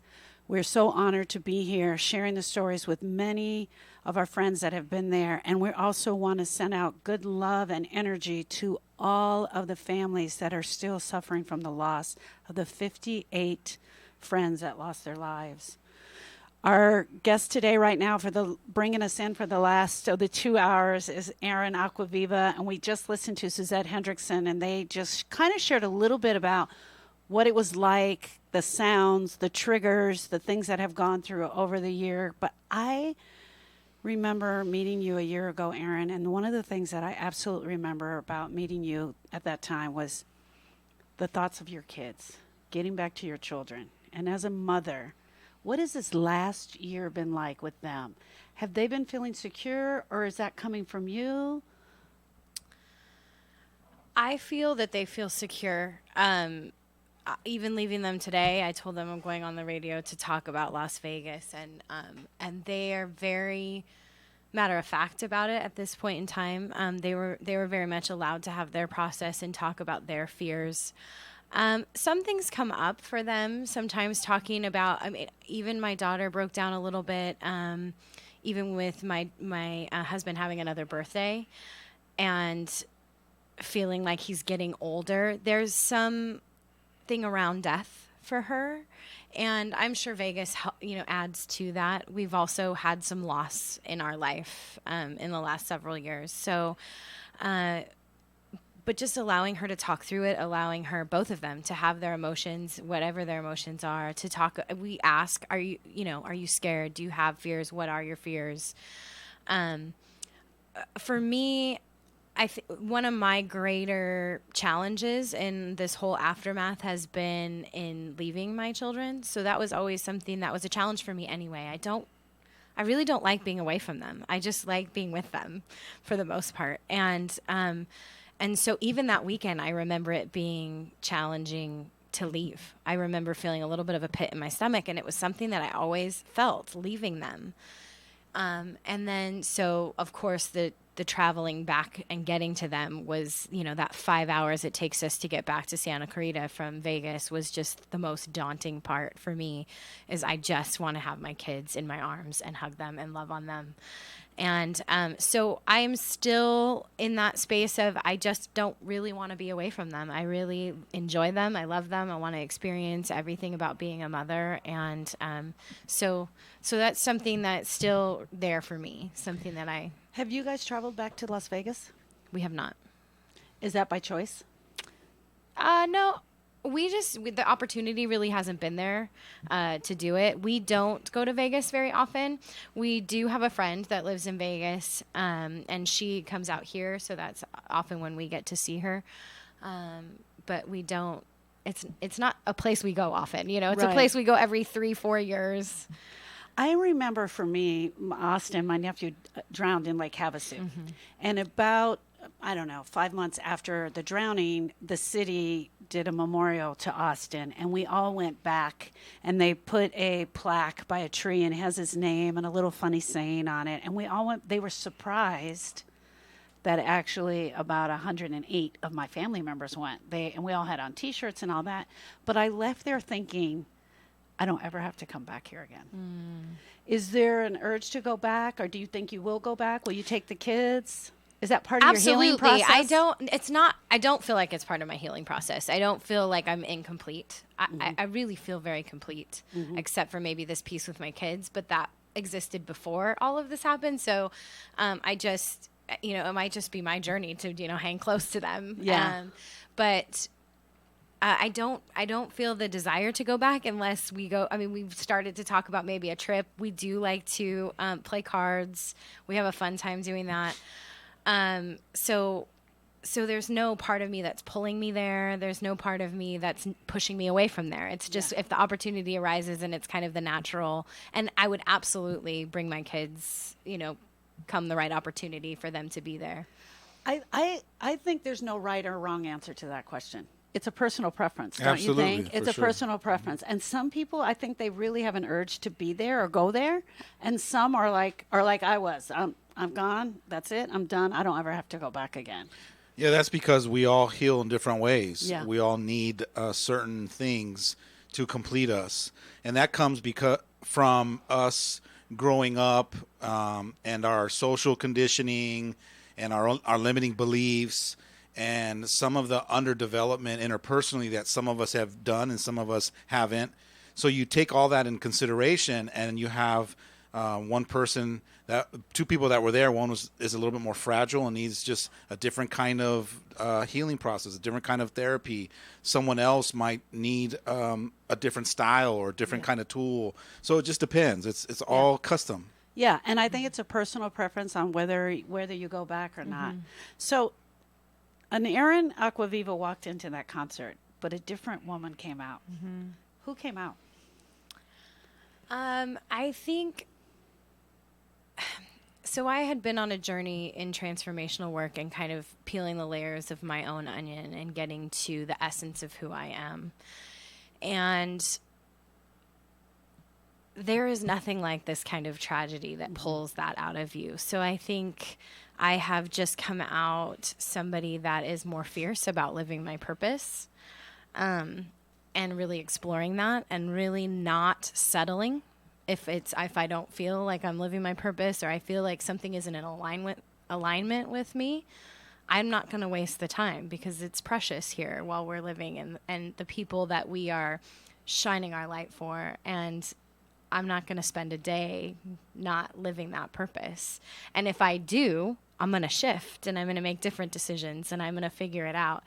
And so we see a lot of that from Aaron. You know? Yeah. Do you think no, that's Las not Vegas working. I'm going to shift it. catapulted you? It catapulted me. Yes, absolutely. So the tools were there, and some of the learning was there, but then this next layer of feeling how precious life is and not wanting to waste the time. That's beautiful. Question for you, Alex. Erin has done a lot of self-care and a lot of growth. Do you think she'd be in the same spot had she not done that? Absolutely not. Yeah. I actually started working with Erin probably a couple months before. She came to my only book launch, and she kind of was part of, all the celebrating and the people around, and she pulled me aside and she goes, "Hey, I'd love to work with you and do some coaching." And I said, "Absolutely." And we sat down and kind of rallied around her, help her get on her feet on the ground and start moving forward and evolving and growing to her next level. And then, just as quick as we got started that night, I had known that she was out there, so I'm texting her as well. And when she came back, I just saw a different light in her eyes. It was like, when you say catapult, she literally catapulted. And I can work with people, for years, but the wake-up call that she got, it was life-altering.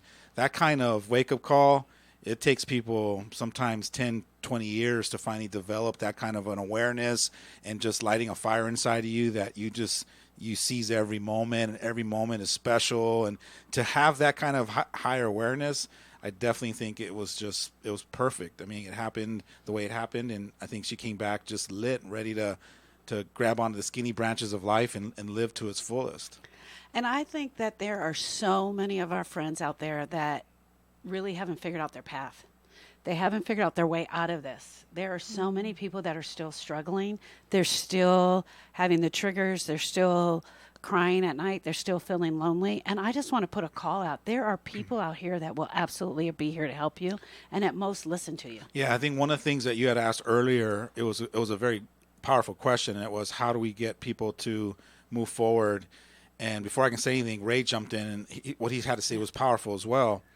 But what I wanted to say was, and it's similar to having that direction. If you don't have one, you just kind of sit there and spin. Mm-hmm.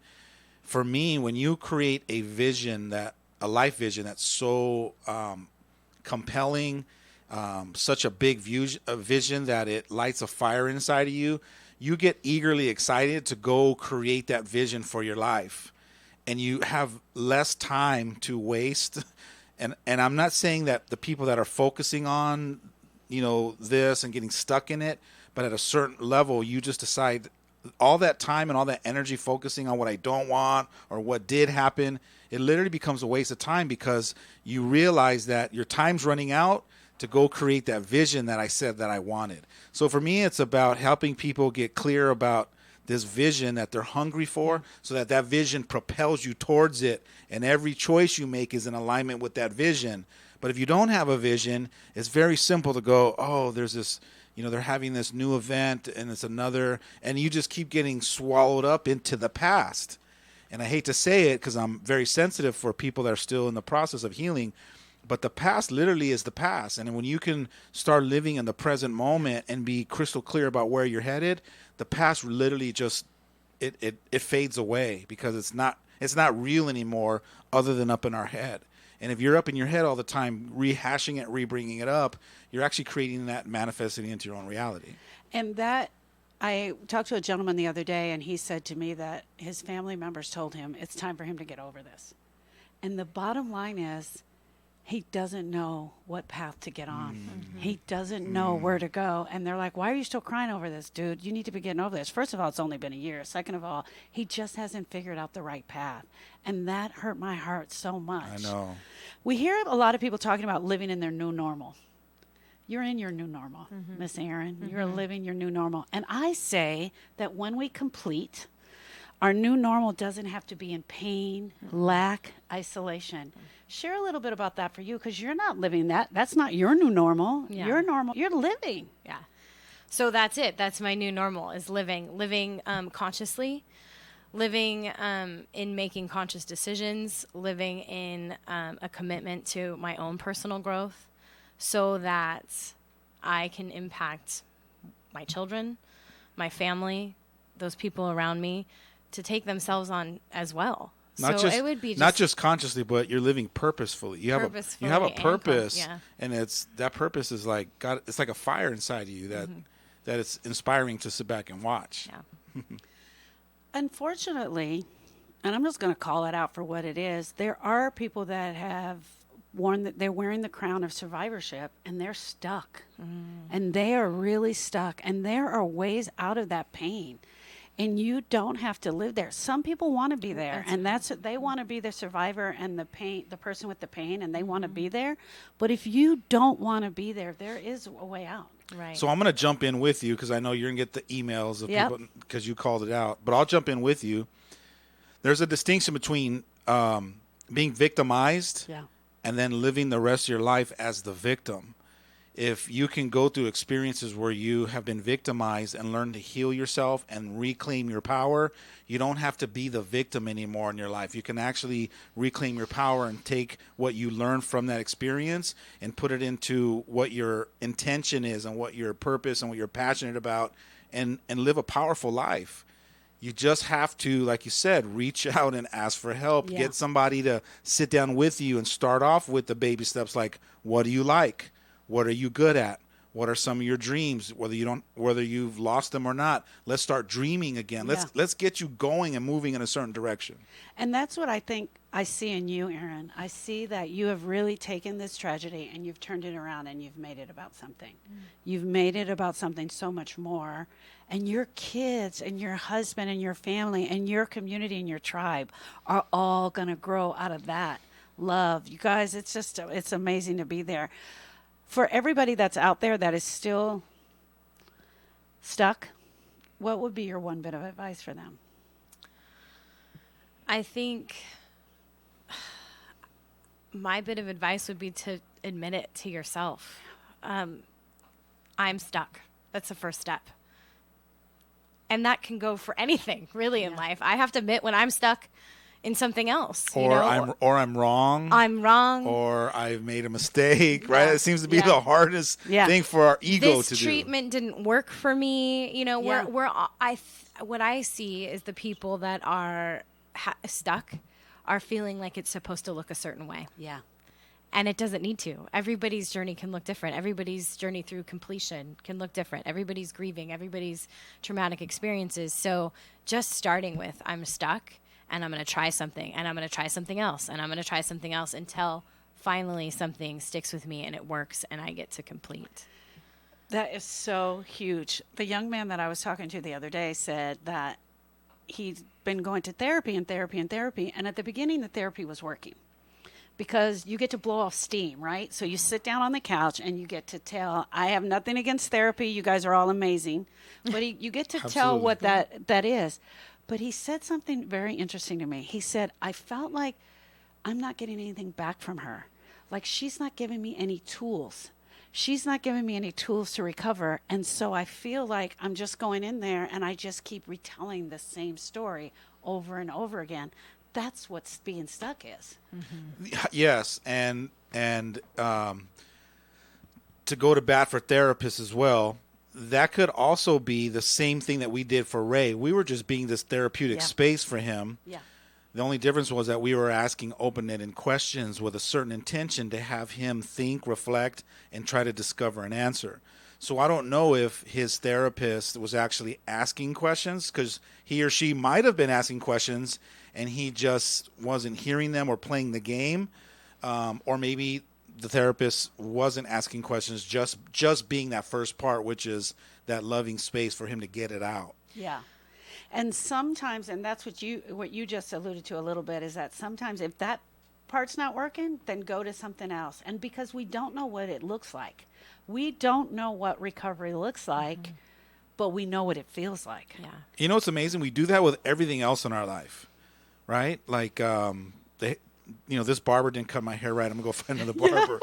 This person didn't, do my makeup the way I like it. I'm going to go find. So we do that in all areas of our life, right? When it comes to religion, like this priest or this pastor, and we go and we search out what works for us. It's the same thing with helping you evolve and get to the next level of your life. Go find someone that clicks, that you click with. We don't all click with each other. So go find your teammate that's going to click, that can help you and guide you and teach you, or even open up possibilities for you to keep learning and growing. Absolutely. Absolutely. And I believe today there are still people out there that are hurting and reeling, and their hearts are absolutely broken from the event of October 1st. And they know what it feels like, and they are really just sitting there waiting for something to show up for them, Well, that's what as I'm hearing you speak, it's also about the person that went through the event, whatever event it is, being committed to the healing process also. So sometimes we think we go to therapy for somebody else to fix us, and that just doesn't exist. So it's a part of taking those tools and be willing to look at ourselves and work on ourselves, and not necessarily fixing us as if we're broken, because we're all perfect, whole, and complete and going through this journey as we're supposed to, but really being committed to our own growth and our own healing. And I think there's a distinction there, because some people are probably listening going, no, I'm committed, I'm just not healing. And I want to open up the possibility of the difference between I want to be healed versus I'm committed to be healed. Because there's a lot of people that want something. You can want all for the rest of your life, but if you're not committed to it, you're not going to get the results, because commitment causes results. Wanting is just the act of yearning for it. It's one is actually causing and creating and getting the universe involved and summoning all the energy and the manifestation. The other one is just a thought, like I would like to have this healing, versus I'm committed to it. And one of the things that we definitely know, that grievers are not broken, and they do not need to be fixed. Their hearts are broken. They have a loss of trust and safety. They need to be listened to and heard with respect. And the other thing that they need are the action steps to help them move beyond the pain, and that's what we are able to do.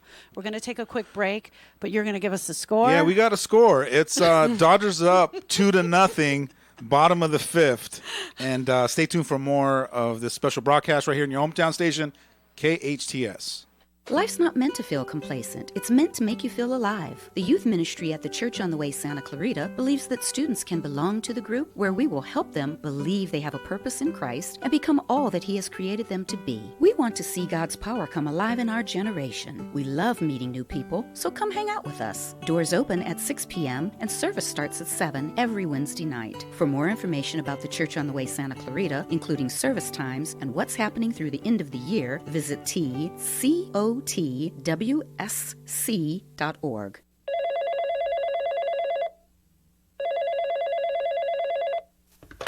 Questions about your water bill? SCV Water is available to answer your questions and help you understand your water bill. They can provide the tips and tools you need to use water more efficiently. Visit yourscvwater.com to manage your account and to pay your bill. Their customer service representatives look forward to helping you. That's yourscvwater.com.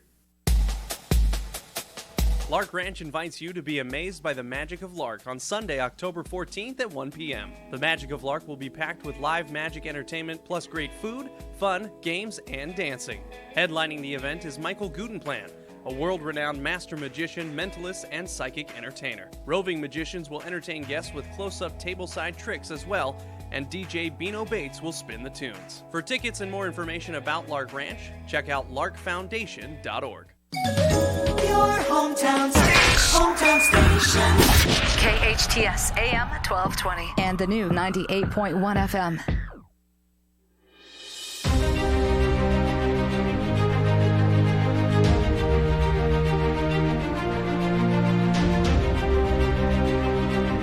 Hey friends, welcome back. This is our last segment of the 2 hours, an amazing time of love and discovery, a remembrance of October 1st, 2017, the Route 91 Las Vegas shooting, where we lost 58 of our friends, neighbors, and tribe.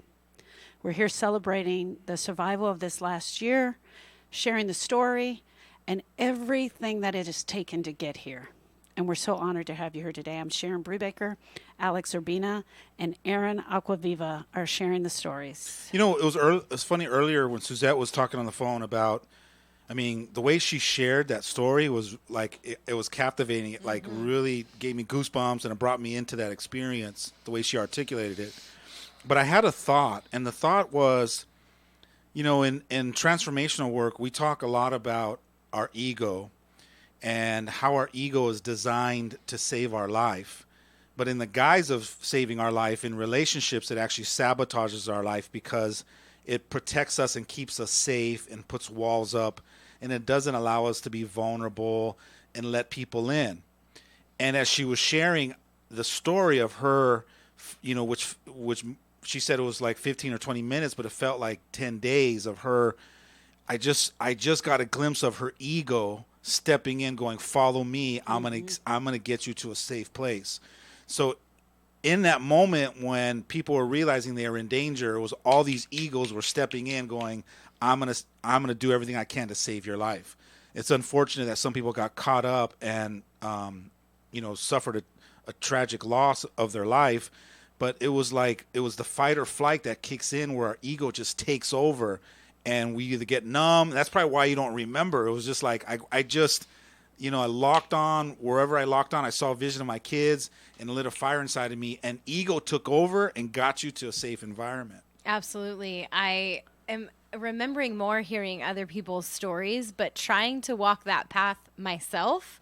Even driving over here, I was trying to think of the details. And I remember bits and pieces of it, but it does... you blur it out, and pieces bring you back to it.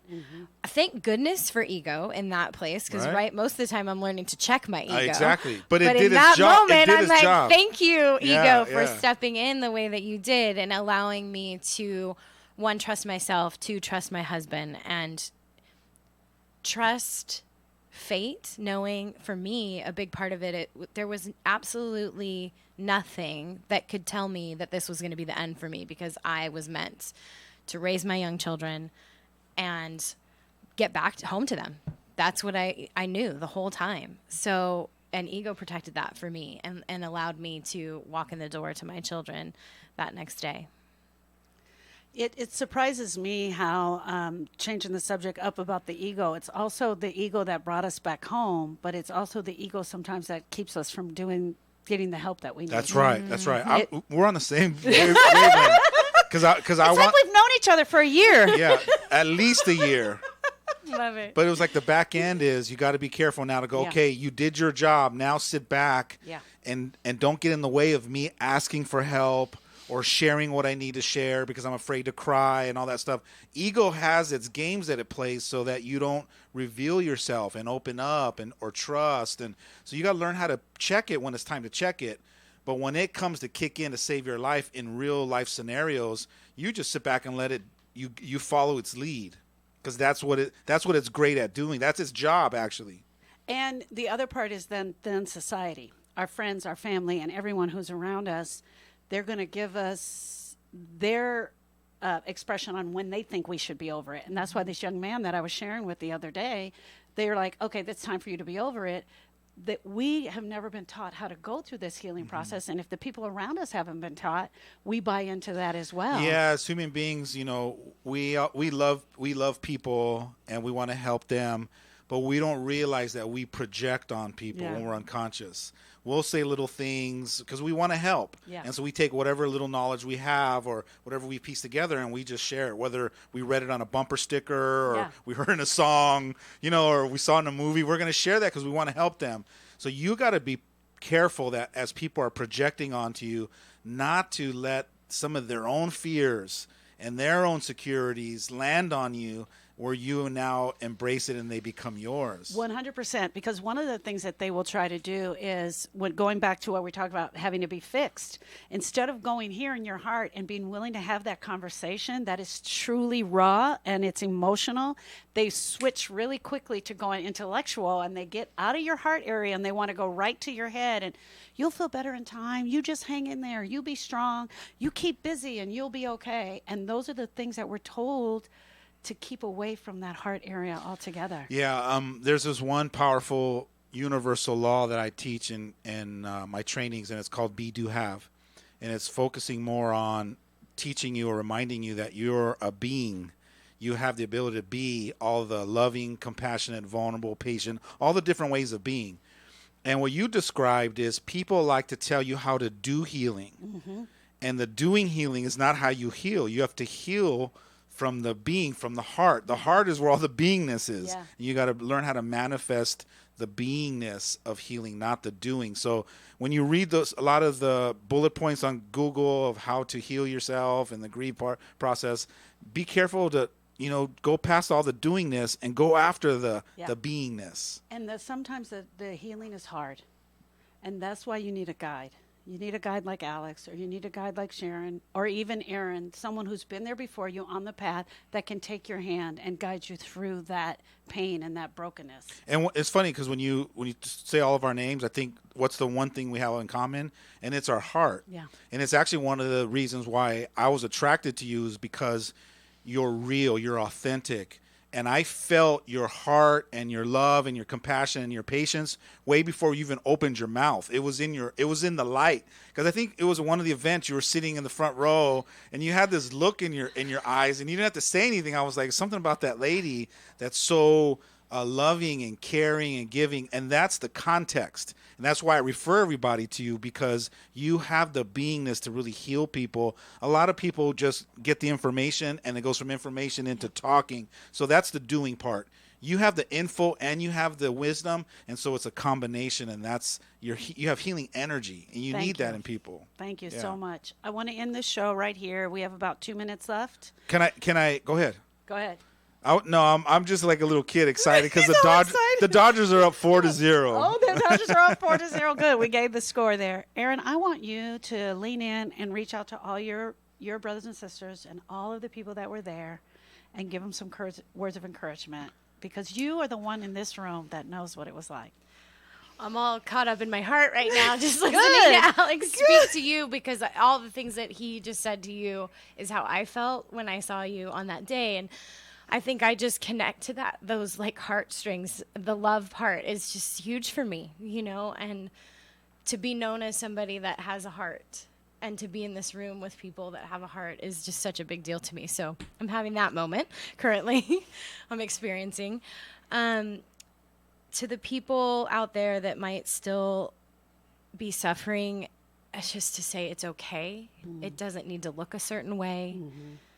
Love yourself. Have grace on yourself. That was the biggest thing for me, was just allowing myself to do and be and experience what I needed to experience, and forgave myself. Or there wasn't even the forgiving word, just the grace. Allow it to happen at whatever time it needs to happen for them. If that's now, then let it be now. What a great way to end. I love it. Thank you so much, Aaron, for being here. Thank you, Sharon, for having the show, for inviting me. Oh, It's always an honor to get on the mic with you and just contribute. Thank you. Yeah. Thank you so much. Awesome. We're signing off.